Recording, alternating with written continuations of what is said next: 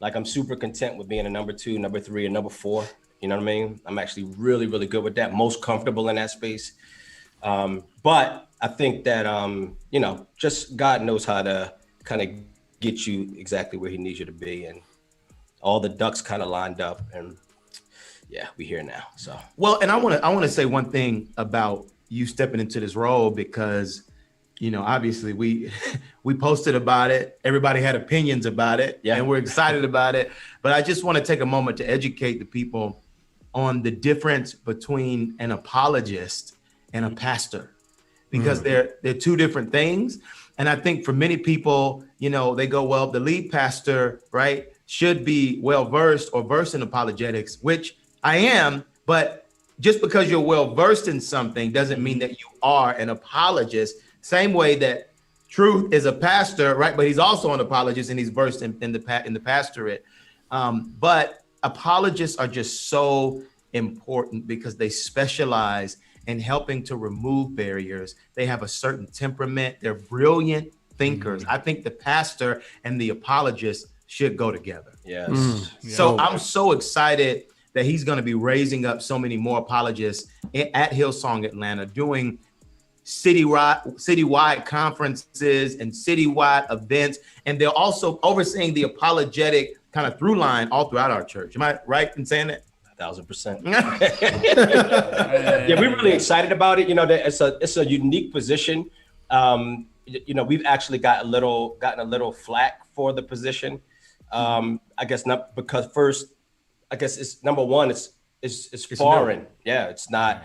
I mean, I don't know if there's any church that we know of, at least, where they have a pastoral position for the apologist. And to Pastor Sam's point, I think the assumption is that because the two are not the same, that they're mutually exclusive. And I think that's false. So in this case, it just so happens that God has graced me to, you know, occupy both spaces at the same time. Yeah. And but we're really looking forward to it, just because this is the first time that we're aware of, you know, where apologetics is really a part of the DNA of the church. And to Pastor Sam's point, it's so necessary, especially given the context in which the church is being planted, you know, where we know so many people of color and African Americans and just people in general are migrating away from Christianity. And so we see this as an opportunity to really just kind of begin to have the conversations, at least to begin the process of having the conversations again. So we're excited, super excited. So we're excited. Hillsong's excited. You know, everybody's excited. Okay, so I got so many questions. So this interview y'all did a while back must have went really well, because I remember when Sam, you interviewed the T.R.U.T.H, and y'all must have been churning since back then. Man, you know, it just, I have no idea how it happened. Yep. First of all, I never knew that I would be in the pastoral role at all. So that's, you know what I was doing. I was traveling. I was an itinerant speaker. I had just an author, right? And radio, television, everything. You know, all of us, like, we were kind of in the same spaces at the same time, right? Yeah. I'd be interviewing somebody, Trackstarz would be interviewing. You know, it was like family.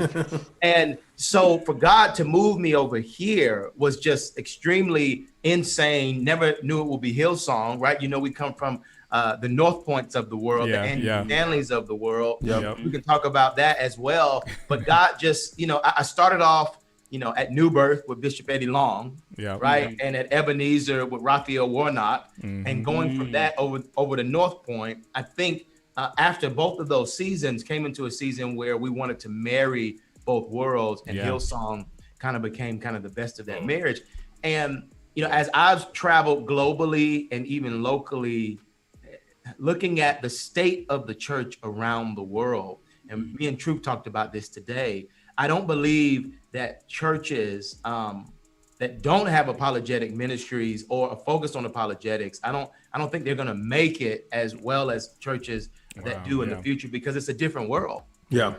There are people with different questions. We really felt called to solve a problem. So, I mean, here we are. I actually texted him about being a part of the church, and I didn't think he was going to do it. And so I sent him like, I was like, it was a 7-second voice note. Oh, yeah. What did I say? He said, I was actually recording a song. I was in the studio. And I saw it go off. I saw Sam's name pop out. So I pulled out real quick, with my ear off, I was like, listen to it. 7 seconds. So I said, let me do this real quick. He said,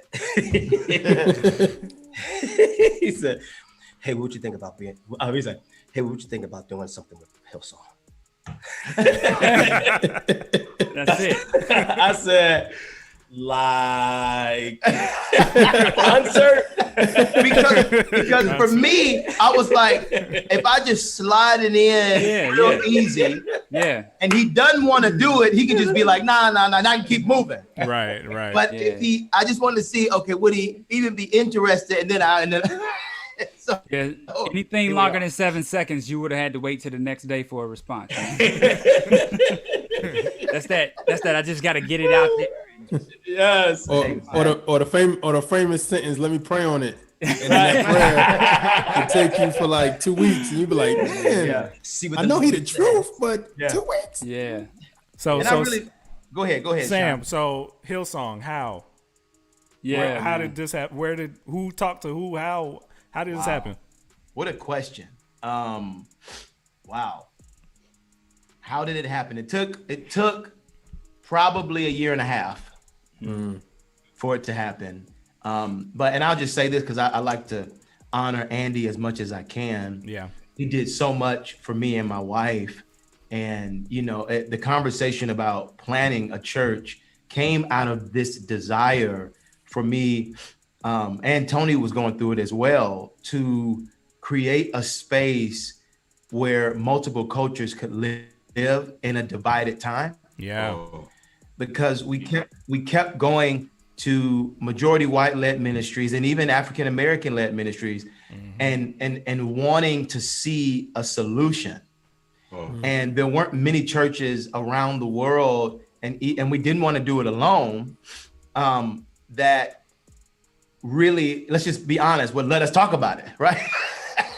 And let us do our thing. And I'm not going to get into, one of the reasons we even decided to go, with Hillsong as opposed to planning just ourselves is because, it's very seldom that you find white constituents that want to follow a black pastor. Yeah. And so for me, we really felt called to unite our two worlds. But I'll say how Bishop T.D. Jakes says it. He's like, black people think white people don't want to come to the party, and white people don't think they're invited to the party. Yeah. Wow. So for me, I wanted to create a place in which white people knew you're invited to the party first and foremost, right? Because I'm black. I'm real black. Like I grew up black. It is, and I'm not letting it go. I got the Trayvon hoodie on in the interview. Right? It is. Now you like Teddy Riley. California, Wesley Chapel, and so for covering the highway. And so for me, I'm like, I'm not gonna stop being super black. So I need something else that allows for white people to know, hey, you know what? He's good. He can trust him. And so we felt like Hillsong was going to give us that backing. But we started off in that conversation with Andy because that's where we were, and just realized that, the model we wanted to create was just so different from what North Point is, so different from what it was. I didn't want to force him out of, his pocket, and he didn't want to force me out of my pocket. So he just kind of gave us his blessing and said, go find your tribe. Wow. So I called a friend of mine, Brad Lominick, who ran Catalyst for years, and told him, man, I don't know where we're going to go or who we're going to do this with, but, Hillsong feels like it could be one of the best places. But I don't know anybody at Hillsong. I heard it's kind of like a gang. You kind of have to get in. And he said, I know somebody. He hung up, called somebody, introduced me to one of their guys who runs their partnerships. And we talked for a year. And he just wanted to know if I was serious, right? It was just like, and so I would text him. He wouldn't text me back. Then he would text me. I would text. Then I would talk business. He would talk golf. I mean, it was just like this tug of war for like a year until finally, the pandemic hit, and then it got longer. Yeah. Until finally he said, you know what? We need to go ahead and make this meeting happen. Wow. Brian is flying in from Australia, global senior pastor. Let's set up a meeting and let's talk. And we didn't think that we were going to be Hillsong Direct. We wanted to just kind of do a partnership. They have what they call Hillsong family churches, where you still are able to use the logo and some other things, but you're your own church, you have your own name. And so we sat down at the table in the middle of Black Lives Matter, summer of 2020. Wow. Yeah. We flew into Newport Beach when riots were happening in LA. Wow. And then they started happening in Australia. And then they started happening in the UK. We all know about, what was happening in that period. And so when we sat down, racial tension was through the roof. And I had a conversation with Pastor Brian and Pastor Bobby. And, I just said to him, we want to create a different type of church in the birthplace of civil rights. And we believe we can do it best through your model. And he was like, me too. And I was like, really? Yeah. Wow. And he invited us in, and I went to the restroom. I was like, man, we in. And I went back to the table, and he said, but I want you not just to be a partner. I want you to do Hillsong Atlanta. And, Wow. And that, that's how we got where we are. I don't think y'all know how historic this is for Atlanta. Not just Atlanta, just for huge. everybody. Yeah. To have that Hillsong name, and we know the history of that, and to have you guys just bring, like, you literally are bringing two cultures together. Because we've been in Atlanta for a while, Sam. Go in similar circles, the Chick-fil-A, Elevate events, North Point Circle is a totally different circle than the circle we come from. And to see it finally come together like this is crazy. It's crazy. And the fact that it came together around the time that we have so much tension around our country, right? And the fact that, George Floyd's situation probably just happened. It just happened when y'all had that sit down. And they knew that you were coming back to, to have a black conversation, have a conversation about, what's happening. And they were still comfortable and move forward with that. That's amazing, man. That's all God. Yeah, that's dope. And I want to lean into this a little bit more because, we often get the question, well, why do it with a white-led organization, right? And I already spoke about, the idea of wanting white people to come to the table because you can't have the conversation. I mean, let's just be honest. Yeah. If we want to change the world and society, we got to sit down. Yeah. It's the only way it happens. We keep trying to have the conversation without them in the room. And that's like trying to get people saved and you never go outside the church. I mean, you got to get them in the room and then we got to sit down long enough to understand each other. And so for me, the number one goal was I need white people in the room. Yeah. Because if they're not in the room, I can't have the dialogue. And if we don't have the dialogue, they won't begin to understand what's happening in our world. And we won't begin to understand what the blacks are in their world as it pertains to understanding. And this, Sean, because me and you we've done events, we've done all of this. Yeah. Sometimes all it takes is a conversation to change a law. Yeah. Just a conversation to change a law, to reroute a zone, to stop racism. Sometimes it's just that's the number one reason we wanted to do it. And then also we felt called, Hillsong has about 50,000 churches underneath them within the Hillsong network. And we felt like if we could get the race conversation right in Atlanta as a direct Hillsong church, it would help to create a global conversation. And for me, that was more valuable than just having something that was black owned. Yeah. I have a question, Pastor Sam. It's crazy calling you Pastor Sam. All right. It's his fault. Pastor Sam. He keeps calling me that. I'm like, stop it. I had to change the little thing down here. I just said Sam before. And He changed it. I have a question. Like, so what could people expect coming to Hillsong Atlanta? Like, since you are a black pastor, is it going to be more, what type of music? If I'm coming in for the first time, what am I expecting praise and worship to be like? You know what I mean? And then also another question is, my second part question is, have you taken the truth to Little 5 Points so he can just see what's going on in Atlanta? Like, just to see, like, this is what I'm dealing with. When these people go to my church, this is what I'm dealing with. This is Little 5 Points. To a Falcons game, a Braves game, a Hawks game. I'm talking about Little 5 Points because it's raw down there. Little 5 Points, they do with the bullhorn, like, I'm like Hebrew Israelite, everything down there. You know what I mean? Well, I mean, I'll answer the second one first and say, our church is going to be taking place in Club Opera every Sunday. Oh, wow. Okay. So he been there. One night though. One night. I've been there at night on a Friday. Okay. Oh wow. Okay. Oh yeah. Right, like he was there. We had a worship night, and then because this take me directly to the worship conversation. We had a worship night and walked out of the worship night around 10 p.m., 11 p.m. And went down the street, and we passed a regular club, like 112, and then a gay club right after it, and then in a mezzo, a taco mat. I mean, it was just like, here we go. Oh yeah. I was like, should we protect us? Like, here we are. You know what I mean? Yeah. That's funny. So, but explain, say something that, you know, in terms of, because you talked about the opportunity that we have on that street. Yeah. And the first thing I thought, because when I first went to see the building, it was in the daytime, and it was like a Tuesday. So I didn't know anything was around there. And then when I went there on the weekend and it was nighttime, and I probably passed about 5 clubs trying to find a parking spot. Yeah.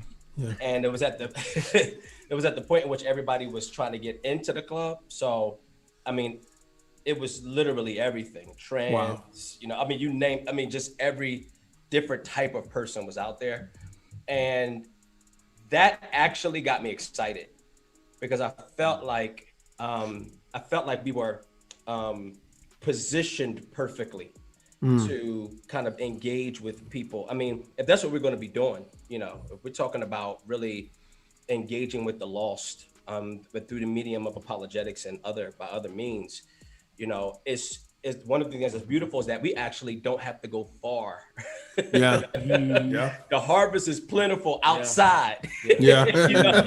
Yep. skeptics are outside. They're outside. The Yeah. skeptics are outside. And I think, and one of the things that's beautiful for me, as one who has an evangelistic heart, but also as an urban missionary, which is not a term that we've heard in a very long time. People don't use that term much more anymore. but it's the way we started, right? In other words, one of the things that we identified was that, you know, when we thought of missional work, we thought third world country. Yeah. And a lot of times, what was happening is we were actually bypassing the mission field that was right under our noses. And so it brings me right back to that in a sense. Yeah. Just literally walking outside and seeing the mission field right under our noses. And so that's actually an exciting opportunity for our church as a whole, not just me, not just an evangelistic team, but our church as a whole will carry that missional mantle into across the street. We are looking at to answer DJ Jeremiah's first question. We're looking at launching a campaign, you know, at Hillsong, New York. Before everything went down, they had a tagline called "Occupy All Streets." Yeah. And for us, we're wanting to introduce a mantra, a campaign called "Across All Lines" very soon. That we might win some, but across all lines. And this is going to answer the question about worship. Is the idea that we want to motivate everyone to go across the aisle, to get to know somebody that's different than them, to become a part of hard dialogues and hard conversations, whether that is denominationally, whether that is politically, whether that is racially. Because I think if we can, again, just get to the table and just start talking, but learn how to talk. Right. Because that's one-on-one. Right. I keep saying we have to become unified about being unified. Yeah. Which means that when the heat rises, we don't leave. Right. When it rises, we stay. And that's been one of the issues in this dialogue of why we keep staying so divided. Because when it gets difficult, we all just run back to what was familiar, as opposed to pressing in that moment to truly gain understanding and to help someone else understand that doesn't understand. Yeah. And it's in that place, in that intersection, where we believe change can happen. But last but not least, we want to go across all lines as it pertains to musical genres as well. Okay. So we want CCM. So what are you getting on a Sunday at Hillsong Atlanta? You're getting CCM, you're getting gospel, you're getting hip hop all at the same time. Wow. That's dope. That's really crazy. And our first worship night, And some Afrobeat. So it's one of the reasons we're having Andy Mineo this Sunday, which we'll get to in a second. But because we want people to know how serious we are about going across all lines and bridging the gap between all worlds. Because that's really the sound of heaven. It's everything. You know, what's crazy is that was literally our mission statement when we started the show, was to bring all races together. That was something Ryan preached all the time, was he wanted a, colorless face, you know what I mean? Like, that was his thing. So just seeing you do it in real life is amazing. Yeah. So the truth.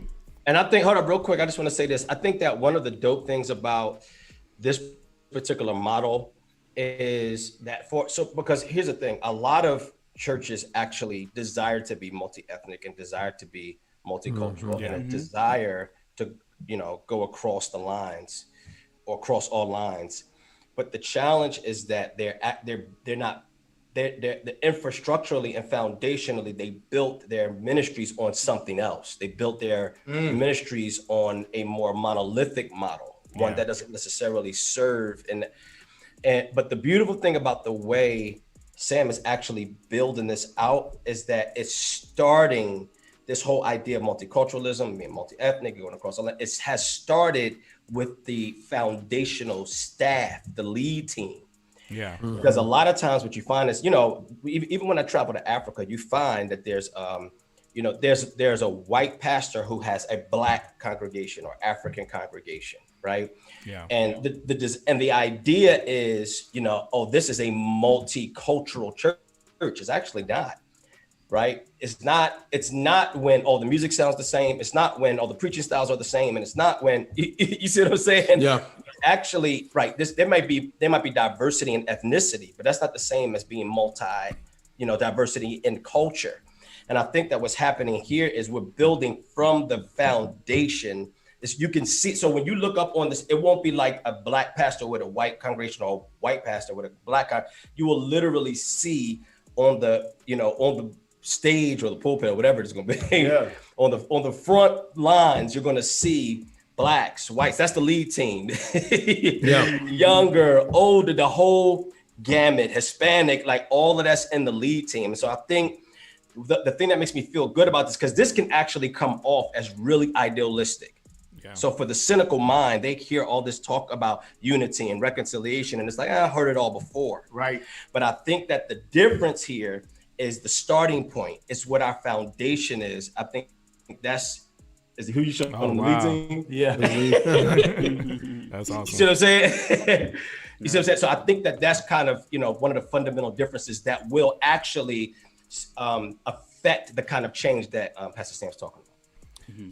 So the truth, I wanted to ask you, just being a legend in music, period. Where is this a new direction for you? Legendary. I already told you, like, what you meant to me, music wise. Like, you are a super inspiration for me personally. I'm honored, bro. Yes, sir. Yeah, no honored. Joke. Is this a new direction, or are you still gonna be doing music? Are you integrating your style? Like, because I almost expected you to be over the music part of this church, right? So where's that gonna fit into all this? Well, I am one of the co-pastors for creative arts or the creative movement. Awesome. That's Hillsong. Okay. Yeah. So we just don't talk about that part much because there's a pastor of creative arts, but I am a co-pastor, one of the co-pastors. And awesome. Can I say something to that? Sure. I tried my best not to bring him into the creative. I tried my best because I felt like everybody always does that. Yeah. Like he's a legend, 2-time Grammy nominated, Dove nominated, like Stellar award winning. And for me, I was like, if he's gonna be there, he's naturally gonna speak into the creative. We're naturally gonna have him on stage. But I really felt like, and this is even how we got here. When me and him met, I saw the other side to him. I would say the truth is almost 50-50 on apology. If I let the truth just talk, he's gonna float to apologetics almost more than music. Every time. So it's not a shock to me.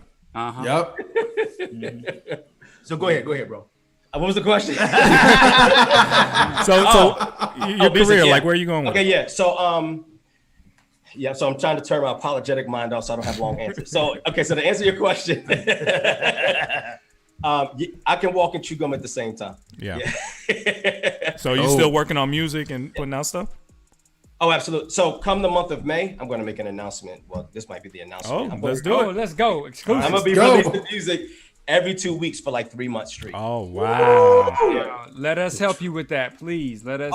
Bro, please, y'all. Yeah. But bro, I got so much music. But I don't know if you saw my post the other day though, but I was just kind of chronicling hey, this is what I've been doing.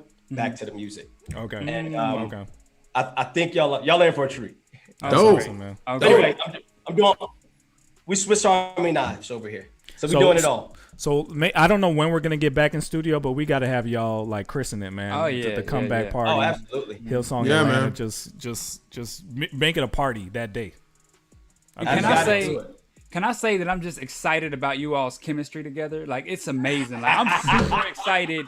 And I mean, I haven't even gotten out to church yet. I have a newborn, so we haven't gone anywhere yet. But I'm super excited just to get out and see this thing for myself. Like, I don't want to watch it on Zoom. Like, it's cool and everything, but I want to see this for myself. Yeah. So this is amazing. I man. got to tell you, Ryan, I got to tell you, like, we've done 2 like worship nights, not even full services, and the energy is just crazy. I bet. It's insane. And so I can't wait for y'all to feel it. I don't know if you've ever been to a Hillsong church, but they thrive on atmosphere in general. So with us standing on their shoulders and adding our flavor to it, oh my gosh, it's just, I can't imagine. It's electric. Yeah. So let's talk about the experience. So this week coming up, you have Andy Mineo in the building. Andy Mineo! Let's talk about this. I don't do the most, but I do a lot. Hey, I'ma make it, I'ma say a lot. coming in hot. I feel like pop. Right. This is about to go Y'all gotta have crazy. people come into Coming in that. hot. Listen, Andy, listen. Y'all, we're opening the doors, and people gonna come in hot while they walking into the walking into the service. Come on, Sean Tedder can tell you this. I used to be like the DJ for our church, and I used to have music coming in while people walking in, and people be like, "Yo, what is that song? What is that? What is that?" Right. Dude, it's just one of those things where it's just like, bro. it's one of the dopest things to do. It's just the dopest. It's the dopest thing. Well, it's coming up this Sunday, and it's the last worship environment / concert / gathering that we're gonna have before the grand opening on June 6th. Awesome. And so, in the first one, we had Todd Galbraith, we had Mac Brock, and Shantae Can, and we did a little bit of CCM and gospel and all types. Then the second one we did kind of the same thing, but it was just with Natalie Grant, but it showcased another side. We just wanted to jump from musical genre to musical genre so people have an understanding of what we want to be about. And we had to end with Christian hip hop. Yeah. Because we wanted, I'll say it. I got to say it. I've been wanting to say it for a while. The church has not embraced Christian hip hop like it should. Yeah. It's a problem. It's still a stepchild. Yeah. Well, I would say this. Even I think more us was like Antichrist. You know what I'm saying? Satan, get behind me. And I think we missed out on an opportunity. Not saying just having a skeptical eye. Like, yo, okay, what is this? Is this biblical? Like, I think what the Truth did years ago, having the words up so people could see, oh, okay, this is about something. You know what I'm saying? This is legit. This is biblical, and this is something I can let my kids and even myself listen to. Because so for so many years it was just, Jesus loves me. Yeah, Jesus loves me. You got my money up. Yeah, Jesus loves and you know what I'm saying? But otherwise, when you present the gospel and you present your music in a way that everybody is including everybody, that people can get behind it. You know what I'm saying? And I think that's what sometimes with the old folks sometimes would be like, I'm out. I can't deal with this. But if you say, listen, or do an acapella joint, it's so many things you can do. But I'm glad that I think that's what you said is so real. Well, and I think just to add to what Pastor Sam is saying, it's the way that the church has embraced it has still always been more peripheral, just the way that it's served in the church.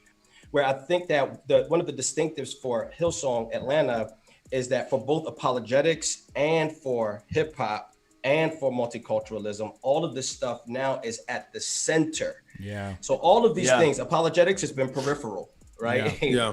Right. You know what I'm saying? Multiculturalism, multi-ethnicity, it's been a thing, but still peripheral. The conversation is, you see what I mean? And I think the same has been true of hip hop. The church has embraced it to an extent. Bring us in, get us out. Yeah. You know what I'm saying? Facts. Or let them rap on a fifth Sunday. It hasn't been a part of the fabric of the church. Or it's been a hip hop church. That has been all that the church has been made of. This to me is beautiful, and that it's the tapestry is it's a mix of everything. You know, and with hip hop right as central as praise and worship. So is Hillsong committed? I think that's the distinctive. Is Hillsong committed in allowing you to export this flavor to the other branches?